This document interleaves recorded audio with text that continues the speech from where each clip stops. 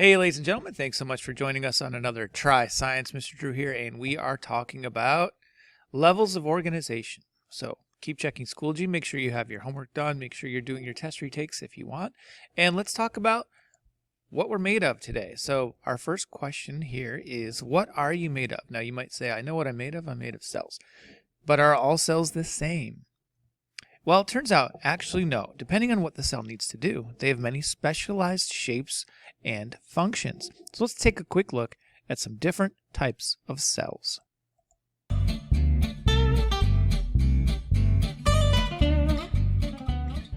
When you think of the term specialized cell, what do you think of?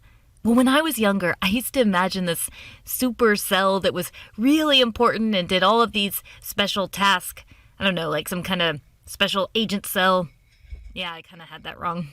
A specialized cell is a cell that has a structure that suits its function. Many cells have really different functions, and so their structure can vary greatly. When you see a lot of pictures of plant cells and animal cells, you might start to think that this is how they all look. All the animal cells and all the plant cells, they might start to kind of look the same in diagrams. Well, plant cells and animal cells definitely have structures that are unique to them. We have that covered in our Intro to Cells video. But because cells have different functions, depending on their cell type and the activated genes that they have, cells are going to have different structures too. They're going to be specialized. Now, the process for cell differentiation, which really explains how cells become specialized, it's a topic for another one of our videos. This video is going to focus on examples of specialized cells so that you can discover how different they really are and why that's so important. We can't go through every plant and animal cell, obviously, but we can give you some great examples. Let's start with plant cells. Plant cells can have all kinds of specialization, depending on their function. I mean, you can just look at a cross-section of a leaf and see all kinds of specialization. At the top here, also often at the bottom of the cross-section too, you can have a waxy cuticle layer, a protective layer that covers plant epidermal cells.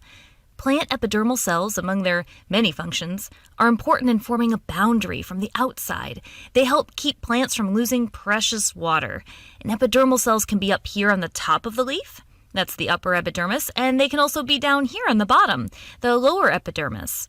And depending on the type of plant and where it might be living, the layer could be just one cell thick or several cells thick, especially if the plant lives somewhere where it's going to have to protect against environment extremes.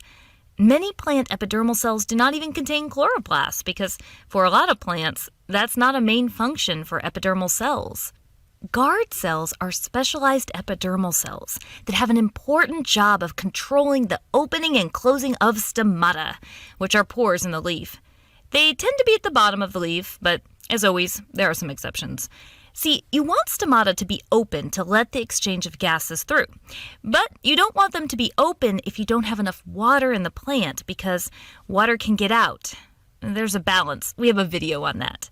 Here are more specialized epidermal cells, trichomes. Now for plants, these can be plant hair cells, and maybe not like what you were thinking. These epidermal cells can be hair-shaped, and they have all kinds of different functions. Some of them are protective and can secrete toxic substances to protect against insects that might want to eat them. Some act like light reflectors to help protect plants that live in really hot areas that get a lot of direct sunlight. Now, a side note on trichomes, my favorite plant of all time is the sundew. It's a carnivorous plant that I actually used to grow like crazy when I was a kid until it got a little too crazy, but I digress. Anyway, this plant actually has trichome cells that produce enzymes that digest insects because it's a carnivorous plant. Yep. Still in this leaf cross-section, look at this layer. This is the mesophyll.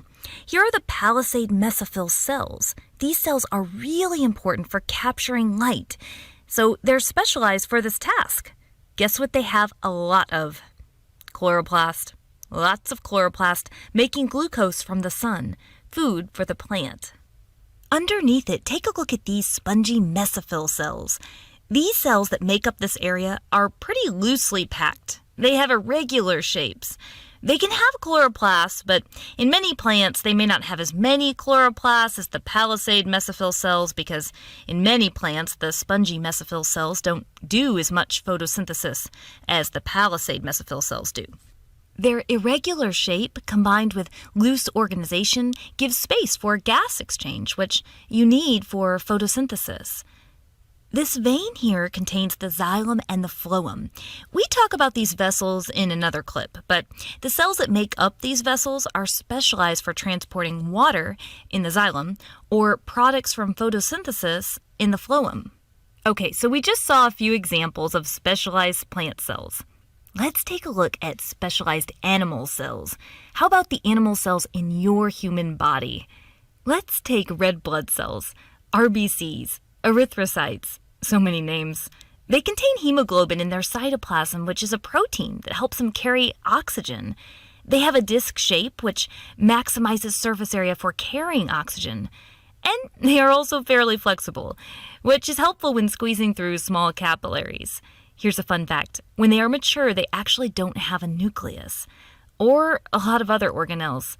Again, it's all about maximizing that space for carrying oxygen. By just the name, you might hear white blood cells and think that they are very similar to red blood cells, just a different color. But in reality, they are extremely different in structure and function. There are many different kinds of white blood cells. Some of them are classified as granulocytes, which means a special part of their structure is that they have these granules in their cytoplasm, which when released can aid in destroying pathogens. Many white blood cell types can have an irregular shape with a structure that allows them to engulf foreign particles. How about muscle cells? Many muscle cells can have more mitochondria than many other body cell types because of their need for ATP energy. Now, depending on how their overlapping filaments are arranged, they can be considered striated, which basically means a striped appearance, or not striated. Their shape differs too. Smooth muscle has a shape that kind of tapers at each end, often described as a spindle shape. Skeletal muscle cells are long and cylinder-shaped and often bundled. They can have a lot of nuclei too, which is definitely interesting. If you're curious about why, it has to do with the fact that these cells develop from myoblasts, which have fused together, so to the Google to find out more.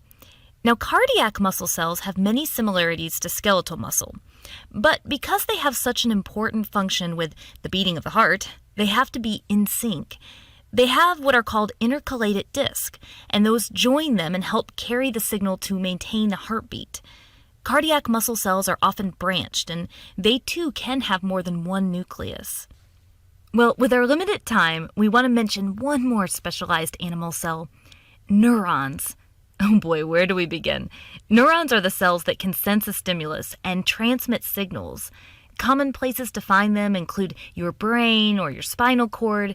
These things can be over 1 meter long in humans. 1 meter. Microscopic still, but wow, just look at this beautiful cell. Its structure is specialized for signal conduction. In the neuron, structures called dendrites receive impulses, and axons transmit the impulse either to another neuron or to a cell that it's targeting, like one of the muscle cells we just mentioned. By the way, this transmitting of the signal, which can occur in an event called the action potential, it's going to have to be in another video. The action potential is just a beautiful, amazing process, and these cells are specialized for it. Whew, okay, that's a lot of specialized plant and animal cells. And that's just a few selected examples. One thing to keep in mind is that these specialized cells, they can make up specialized tissues in both plants and animals, and they function together. Now, more about tissues in our biological levels of organization video. Well, that's it for the Amoeba Sisters, and we remind you to stay curious. See, we're not just made of single animal cells. In fact, all the different tissues have to have different types of cells because they do different jobs. Let's take a look at those in a little more detail. All right, guys, today we're going to talk about the human body, what's it made of, levels of organizations, types of cells, tissues, and organ systems. So go ahead and get out your new mitosis cell division mini notes packet, and let's begin. Hopefully you guys did well on your test and you understand the basics about cells, because that's going to help you understand the next levels of organization. So go ahead and fill in your notes. Pause if you need to. Let's start with the most basic unit of a living thing. The smallest thing that could be considered a living thing is a cell. Cells are the building blocks of living things. A group of cells of similar types are going to create a tissue. Okay? Now, tissues can't do much on their own, but they are starting to become more organized. For example, a group of bone cells in your bone, or a bunch of skin cells, or muscle tissue. Those things create tissues. And there are many, many examples of tissues depending on what type of cells we're talking about. There's different kinds of muscle cells in your intestine compared to your heart. Brains have nerve cells, connective tissues that keep organs together, or bones connected to muscles. Here's a different kind of muscle. And epithelial tissue, this is what's in your veins and arteries. So, different types of tissues because they're going to do different jobs. Now, when tissues get together, and they can be several different types, into something that can actually function and complete a job, we call that an organ. Tissues working together to complete a function for the living thing. Like your heart, a collection of different kinds of tissues that pumps blood. Your liver is an organ that helps filter and clean blood as well as other things. The lung to exchange gases, and the brain. Thinking, monitoring, sensing. Okay? Lots of different tissues in each of these complete organs. There are many, many, many types of organs. You know some of them, I'm sure. All completing a function. Now, if the organs work together in your body, we call that an organ system. A system of organs that work together to complete a major life function. A good example would be the function of getting food from the outside environment into your cells. Well, you're going to need a digestive system. Starting in the mouth, esophagus, stomach, intestines, food passes through all of these different organs and slowly is broken down and then absorbed. But there are some accessory organs like the gallbladder, liver, and pancreas, which release chemicals that help this happen. All these organs are completely different, made of different tissues, different types of cells, but they all work together to complete a function. Now, it's important to keep in mind, because the word organ is in both of these, that the organ system is a collection of organs, whereas a single organ is not. If you put all of the organ systems, and there's about 9 or 10 in the human body together, you get a complete living thing. Remember, everyone is made of cells, tissues, organs, and organ systems.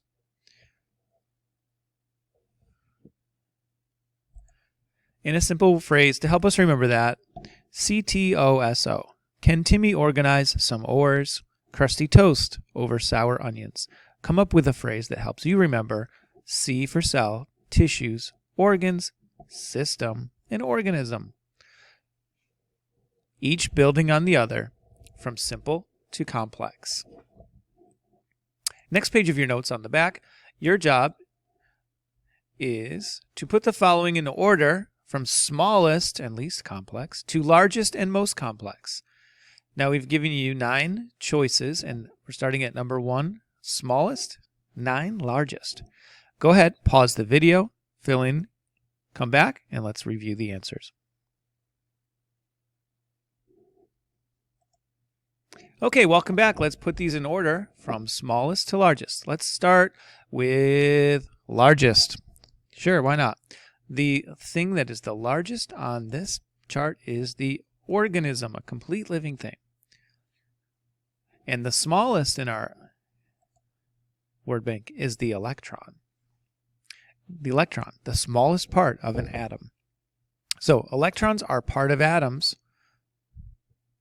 and atoms, in groups of 2 or 3 or more, chemically combined, form molecules. Like water, H2O. 3 atoms make a water molecule. Molecules can get together and make organelles. Organelles are the smallest parts of cells that do a function like a mitochondria, a nucleus, ribosomes. Organelles are found in cells. Now we're at the basic life form. Now nothing smaller than cells would be considered alive. A group of cells, you got it, tissue, C-T-O-S-O, cell, tissue. Tissues make organs, organs combine to make systems, and systems combine to make organisms. These are what we call the levels of organization. And finally, let's just talk about the difference between the different kinds of living things, because not everything has a organ system in their living self, because they are unicellular. Uni meaning one, unicorn, unicycle, unicellular, one and only one living cell. Like bacteria or this amoeba, a microscopic creature that absorbs other small creatures that it comes across. Or bacteria. Multicellular, multi meaning many, living things made of many cells. You, fungi, plants, animals are all multicellular. Okay, guys, in Schoology you have an assignment called Levels of Organization, and you're going to be asked to rank, as we did on our notes, from smallest to largest. Smallest being the building block on the bottom of the pyramid, up to something larger, larger, larger, larger. Okay? So last thing I want to leave you guys with is maybe one more metaphor. If you think about a school, a part of my room could be a part of a living thing. So let's say our windows and doors and walls are different kinds of tissue. The room itself is an organ. It can complete a task. All the different hallways and rooms here at school that make up the Amherst hallway, you got it, organ system. And the whole school with all the different communities, nurse and principal's office and all that stuff, that's your organism. So small things build and build and build, completing different functions for the entire. Okay, and that's what we mean by levels of organization. So thanks for joining us today, and thanks for trying science. We'll see you on the next one. Bye for now.